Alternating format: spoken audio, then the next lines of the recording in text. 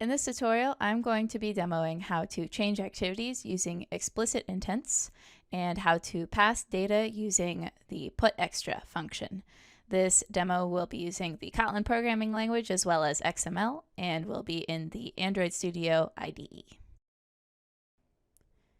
To get started, we're going to be working in an empty project, and so if you are in the Create New Project menu, you would start by choosing Empty Activity.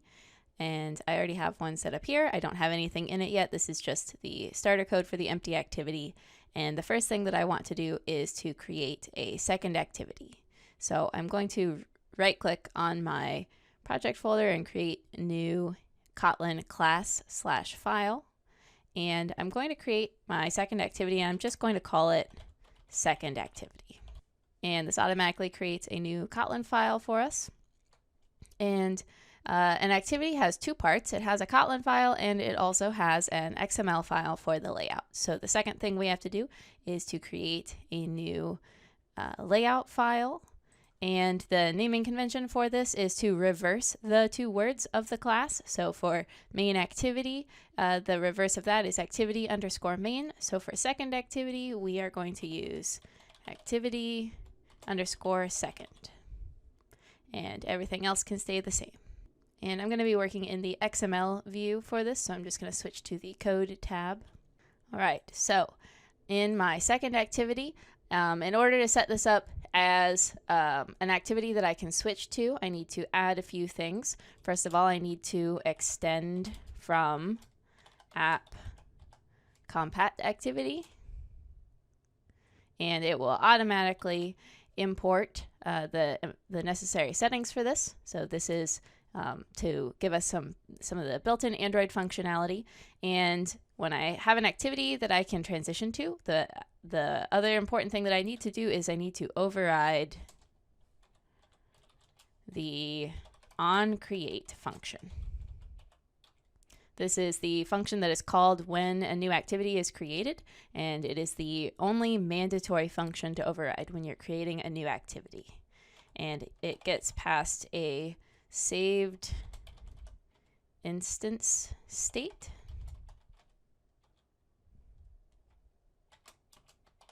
As a bundle. And we use the question mark here in the bundle because it is possible for it to be null. And in Kotlin, the question mark is to indicate when a value can be null.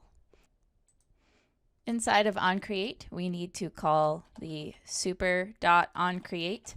This is the function for the parent class, which we will pass to it the saved instance state.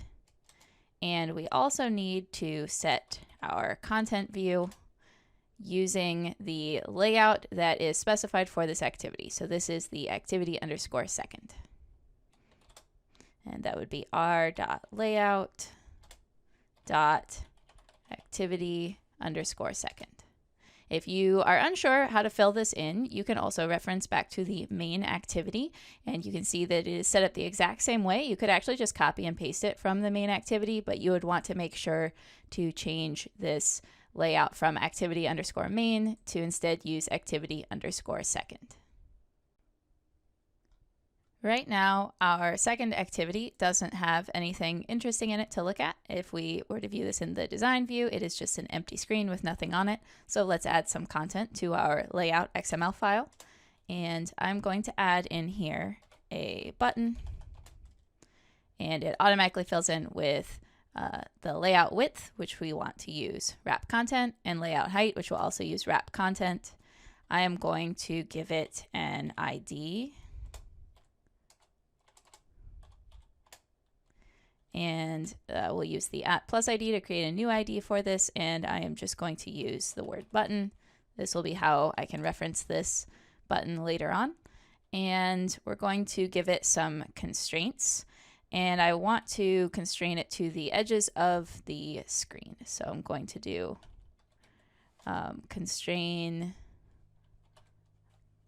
layout constrain bottom to bottom of, and we'll use parent, which is the edges of the screen.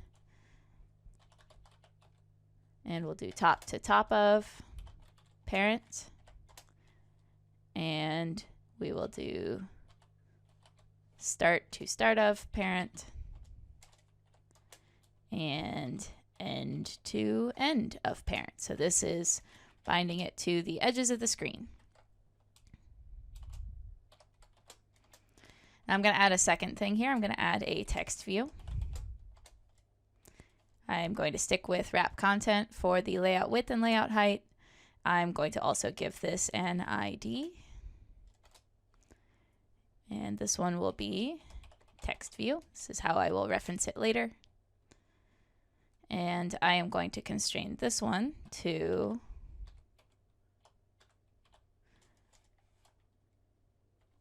bottom of parent. So I'll constrain this to the bottom of the screen. I'm going to do top to bottom of, and I'm going to constrain this to my other object, my button. So this will constrain this to the button object. And then I'm going to do start to start of parent and end to end of parent.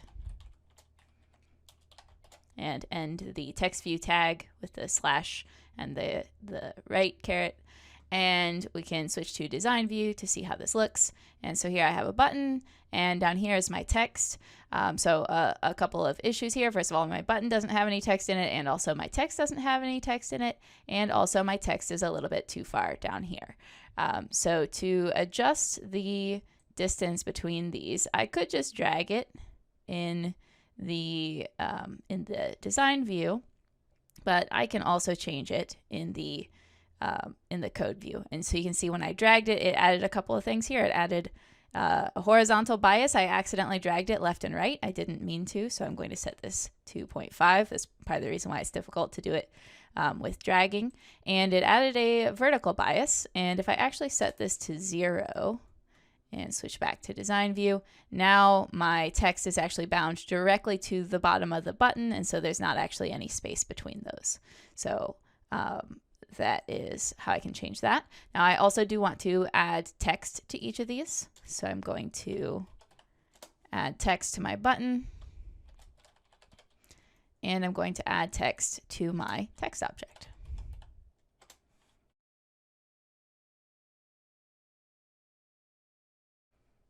And I can switch back to design view to see that has happened. You can also do split view. It's a little difficult to do this in the presentation mode, which is why I'm just switching back and forth. All right, so now we have some stuff on our second screen. Our first screen just has a text view, and we're going to want to update this to take some user input. So I'm going to remove this text view that's here right now, and I'm going to replace it with an edit text, which will be a text box that the user can type into. And I'm going to stick with, actually instead of wrap content this time for the width, I'm going to specify a width. So let's say 200 dp. Let's see how that goes. And we'll stick with wrap content for the height. And I'm going to give this an ID, which I will call username, so I can reference this later. And I'm going to constrain this to, let's see, start to start of, and we'll use parent for this one. And end to end of, we'll also use parent. And top to top of, we'll use parent. And I'm actually going to add a little bit of space above this. So instead of snapping this to the top of the screen, I am going to add a margin top of 48 dp.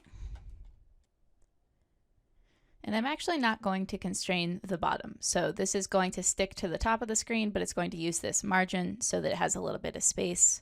And we can go ahead and end that there and switch over to the design view, and we can see that here it is floating at the top of the screen.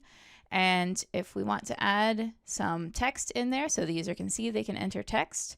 Now, if we just add regular text and we switch back to design view, we can see that this text appears as regular text. And if we were to test this, Let me go ahead and run this in the emulator. When I attempt to run this in the emulator, I actually get an error. It says on create overrides nothing, and I can see it is because I have actually misspelled create. So let me fix that. This should be on create. I had an extra T in there. And now I will run this on the emulator. And here it is, and this is what I wanted to actually show, which is that the text that I put in here is text that now the user has to actually select all of this and delete it, and that's actually kind of difficult for the user to do. So that's not a great user experience. So let's get rid of that. So back in my main activity XML file, I'm going to change this. Instead of text, I'm going to add a hint. And the hint I'm going to say is name. And now when I switch back to design view, you can see that the text is a little bit fainter. It's sort of gray, and it has the word name there. So this will be better for the user. While I'm here, I also want to point out there is a little warning here that says touch target size is too small. This is an accessibility warning, and so whenever you see one of these, you want to be sure to address these to make sure that your app is usable. The easiest way to do it is to click the fix button, and it usually will make the adjustment for you. And we can go into our code view to see the adjustment it made was it changed the min height to 48 dp, and that is the recommended minimum height to make your app more accessible. The last thing that I want to add in here is a button, so I'm going to add a new button here, and we'll use wrap content for both of these, and we'll give it an ID of, I'm going to call it send button. And let's give it some text. I'm just going to use the word send. And we'll give it some constraints. To end of parent. Start to start of parent. And then top to, and I'm going to use bottom of, and we'll use the ID of our username. And then we will end this tag. Let's take a look in our design view. Looks good. So now we can move on to setting up our intent to move from the main activity into the second activity. In order to have an intent to move from the main activity to the second activity, we need to add our second activity into the Android manifest file. So the Android manifest file has information about the different activities, and here we can locate the main activity, and there's some information about the main activity here. And so right above the main activity, I'm going to add a new activity here, and I will select my second activity. And I'm also going to assign it a parent activity, and I'm going to assign the main activity as its parent. And this will allow us later on, when we have this set up, we'll be able to use the back button on the phone to move us back from the second activity back to the main activity.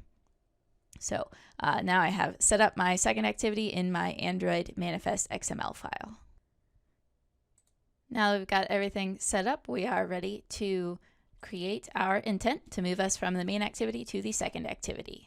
So to do this, I'm going to create a new function called sendData, which will pass a view. And now inside of this function, I'm going to create an intent. And the intent needs a context. So I'm going to pass it this, which is the current context.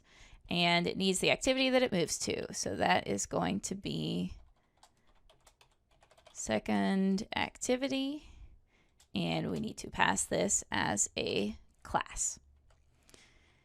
Then once we have created our intent is what we intend to do. And now we need to tell it to start doing that. So we're going to start activity, and we are going to pass it the intent. Now we need to call this function when the button is pressed, and there's two ways to do this. We could either set up a button listener inside of our Kotlin file or in our XML file. we can set up a click listener on the button in here. So I'm going to add on click, and it suggests a function for me. The function, it happens to be the one that I want to call, which is send data. So I'm going to call this function send data when the user clicks on this button. Now let's test it out. So we have our send button here. I can click the send button and it automatically moves us into the next intent.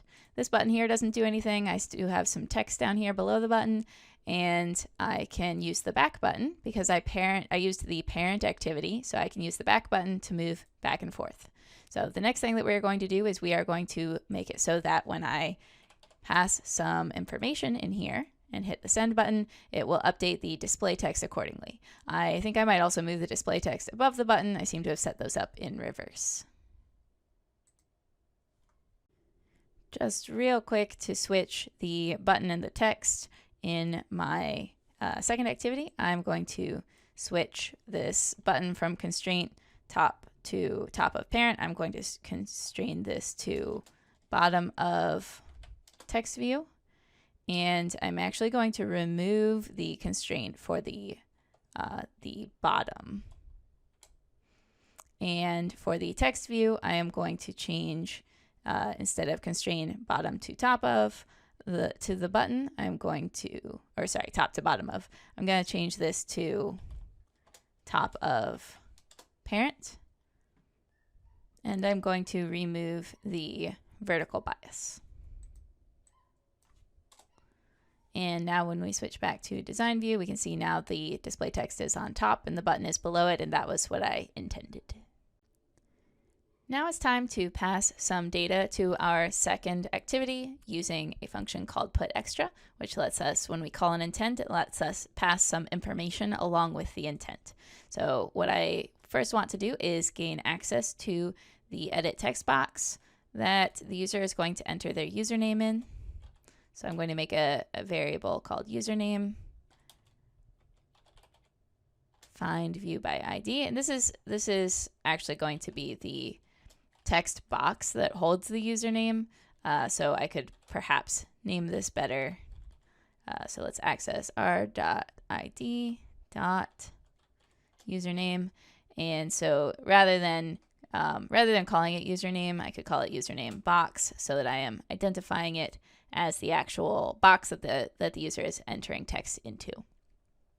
So now I need to pass this information with my intent, and to do this, we're going to add to the end of our intent line .apply, which will allow us to apply some additional information to this instance of the intent. And the additional information is going to be a putExtra. And with a putExtra, you need to give it a reference that you'll use when you call it on the other end. So we need some way to access this information. So this is going to be name, and then the information itself, which is going to be from our username box dot text. This is the text the user is entering, and we need to convert this to a string.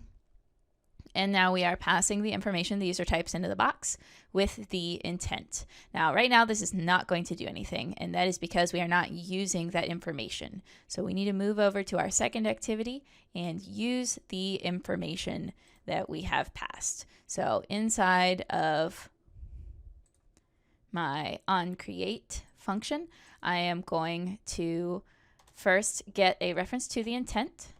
And I'm actually just going to call it intent. It's okay for these to have the same name, actually. So this first intent, this is just our name to reference it by. So we're going to get a reference to that intent.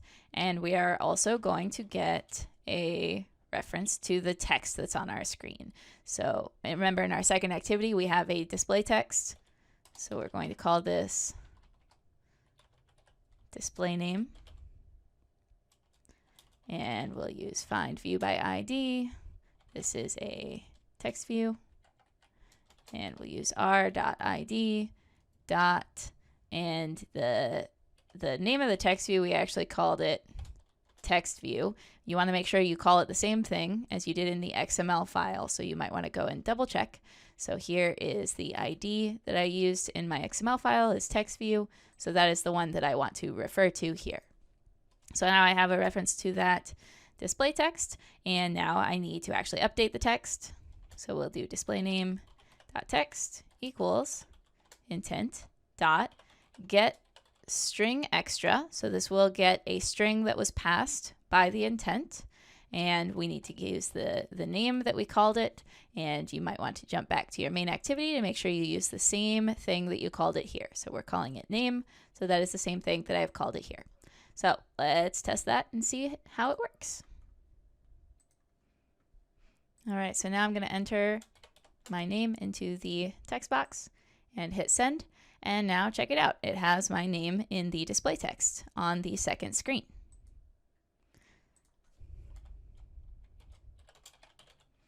So now anything I put into this text box, when I hit send, it will be displayed on the next screen. The next thing we want to do is collect a little more input from the user, and I've gone ahead and added 2 new input options for the user into the XML layout. So I have a new text field called enter number, and then one that is just a checkbox. And if you want to see the code for that, there is nothing new here. It's basically I did some copying and pasting, and then I created a checkbox. But I'll leave this here if you want to pause it right now and type this in if you're not comfortable setting up a new XML chunk from scratch. So you can copy this as it appears here. And then we will move on to collecting this additional input when we use our putExtra function. So rather than using find view by ID a bunch of times, if we're going to be collecting multiple pieces of information, instead of using find view by ID several times, what we can do is we can use view binding. This will let us bind multiple UI elements to a single object that we can reference so that we don't have to find every single item on the UI each time we want to use it. So what we can do is first we need to set up the build.gradle module file to allow us to use view binding. So I'm going to open up build.gradle. This is the module, not the project. So in the module, and right here above build types, I am going to add build features, and we're going to set view binding equal to true. And so this will allow us to use view binding in our project. This automatically sets up all of the XML layout files to use view binding by default, and so you would need to specify in your XML file if you do not want them to use view binding. So by turning this on, it automatically turns it on for all of them. In this case, I want it on for all of them. I'm going to use it in both of my layouts, so that is not a problem. Whenever you modify your build.gradle file, you also need to hit the sync now button, which takes a moment for the Gradle to sync. Once that's done, we can close out of this. We don't need that file anymore. And so we can come back here to our main activity, and we can get rid of the find view by ID. We're not going to use that. And instead, we are going to use the view binding to replace this. To create the view binding, we need to create a variable for it. So I'm going to go up here above my onCreate function, and I'm going to add a private variable, and this is going to be a late init, which means that it does not need to be initialized right away when we first create it. I'm going to call this binding, and it is of type activity main binding. This was actually created when we enabled view binding in the build.gradle file. So that is why we can now use this activity main binding. Now inside my onCreate, I am going to set up this binding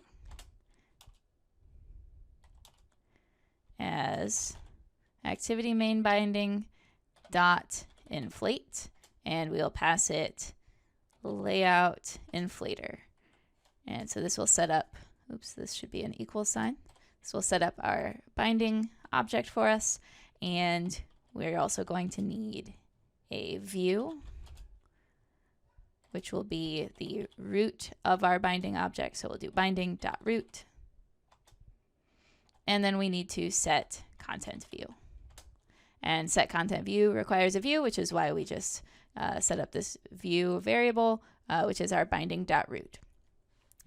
So this sets up our binding for us. So this binding now has access to everything that is in our activity main XML file that has an ID. We can now reference it through this binding. So here, instead of username box, I can instead use binding dot, and what did I call this one? This is username.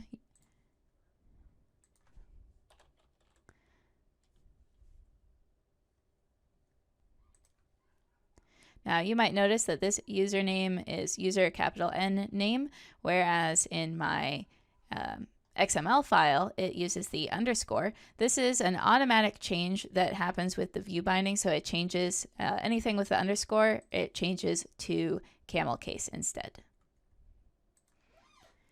And if we want to, we can go ahead and check that everything still works. We haven't changed any functionality yet, so this should still work the way that it did previously.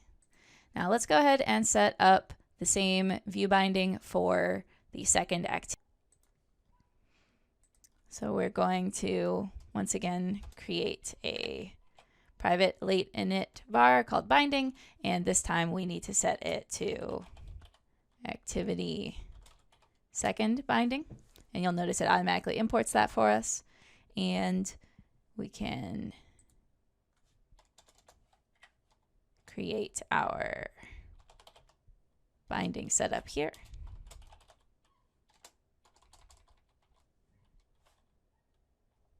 Dot inflate, and we will pass layout inflator.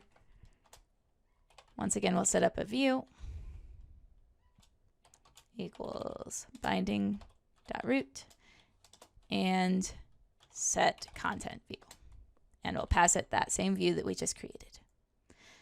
Now, instead of using this display find view by ID, now we can just directly call binding dot text view. Now that we have view binding set up, it's a lot easier to go ahead and pass some extra information. So in my putExtra, in my intent, I am going to add a couple of extra things. So here I'm going to add another putExtra, and I'm going to call this one number just so I can distinguish it from the first one. And I am going to pass it the value of my second text, which I've put the hint text here, enter number. So this one, just so we can distinguish between them, this one will be called number, and that is binding dot. I believe I just called this one num, but you can always go back and check. Let's double check. Yep, this one is just called num.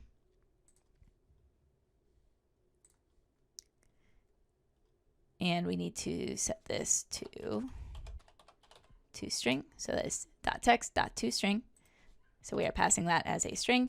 And then the last one, I'm going to put extra with the checkbox. And I'm going to call this one checked.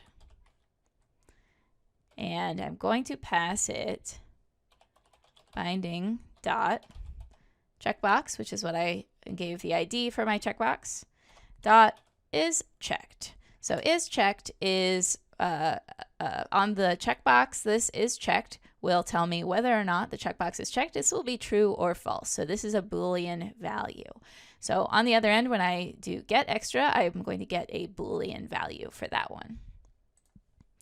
So let's switch over to second activity and let's collect some of this extra information.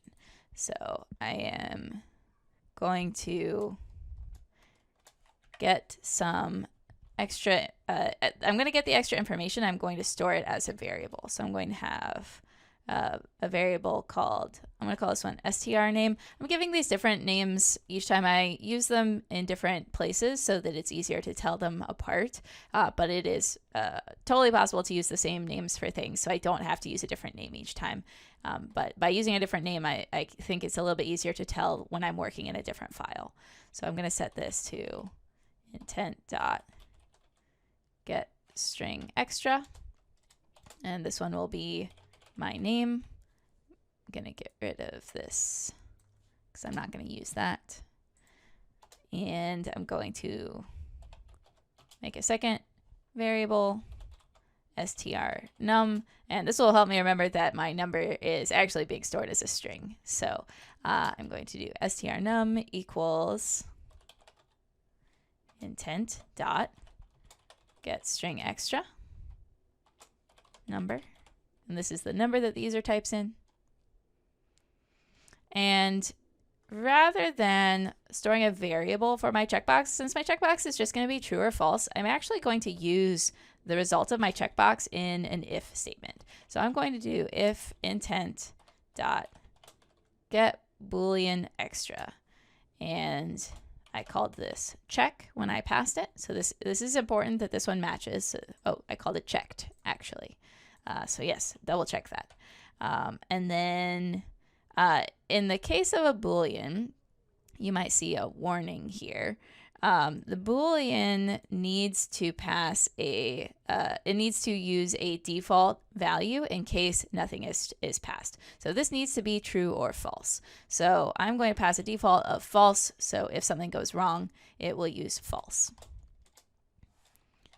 And then I'll add an else. Okay, so if the user checks the checkbox, I'm going to do something in here. Otherwise, I'm going to do something in here.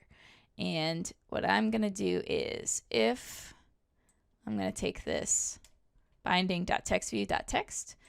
If the checkbox is checked, I'm going to change this text to say the user selected the checkbox.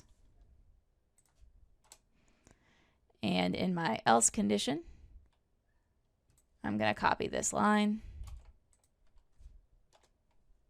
And I'm going to change this to the checkbox was not checked. And then at the end, just to show a little bit something different that you can do, I am going to find with my binding, I'm going to find the button that is on the second screen, and I'm going to change the text of the button. So this is something you can do as well. So I'm going to change the text of the button to the strnum. And now I'm actually, I have rearranged things now, so I am no longer actually using the name. So perhaps I still want to use the name, so I could still use binding dot text view dot text equals str name.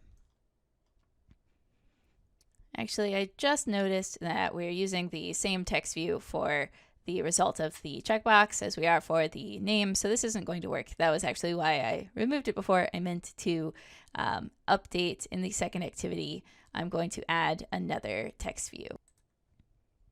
So I've just set up a second text view here. I just copied and pasted the previous one, and I changed the ID to check result. And then I modified it to be constrained bottom to top of text view. So this will fill in the space in between. If we view this in design view, it looks a little bit silly up here, but that's okay. And I probably want to change this to something other than display text. I'll say checkmark text. And so this will tell us the result of our checkmark. So when we progress from one activity to the other, we will see the result of our checkmark here. So back in my second activity Kotlin file, so here instead of text view, I need to use check result. And now we can test this out. All right, so before I fill anything in, actually, without filling anything in, if I hit the send button, I can see that there is no display name and there is no number on the button.